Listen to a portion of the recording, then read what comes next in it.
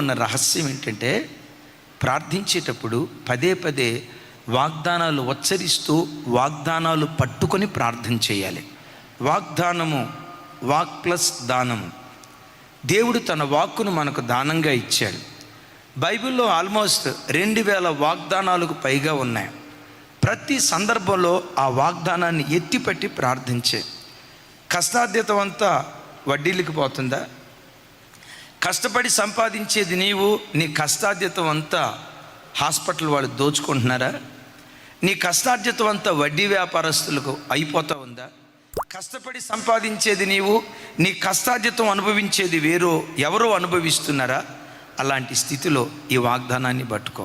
అయ్యా, నువ్వు ఒక వాగ్దానం చేసావు కదా, నిశ్చయముగా నీ చేతుల కష్టార్జితం నీవే, ఆశీర్వదించడం కాదు తల్లి, నిశ్చయముగా నీ చేతుల కష్టార్జితం నీవే అనుభవిస్తావు అని వాగ్దానం చేసావు కదా. నా కష్టార్జితం అన్యాక్రాంతం అయిపోతుందయ్యా, సిలి సంచిలో వేసుకున్న డబ్బులాగా అయిపోతుందయ్యా.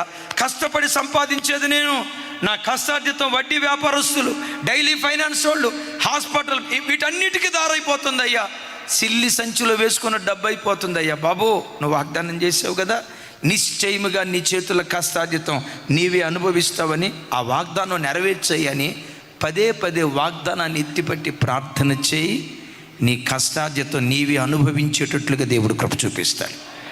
పిల్లలను చూసి, మరి చదువు లేని మొద్దోడ, ఎందుకు నా కడుపును పుట్టావురా, చెప్పండి, మీ డైలాగులు చెప్పండి.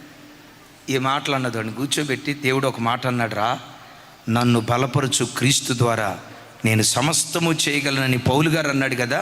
అడుగు, దేవుని బలాన్ని పొందుకో, ఆ బలం ద్వారా నువ్వు సమస్తము చేయగలవని పద్దాకల ఈ ఫీడింగ్ ఇవ్వండి, ఆ వాగ్దానం పట్టుకోండి.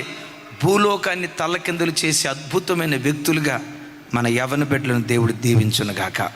అదే పదే పదే ఏం చేయాలి? వాళ్ళకి వాగ్దానాలు నేర్పాలి, వాగ్దానాలు నేర్పి వాగ్దానాలు ఎత్తిపట్టి ప్రార్థన చేయాలి.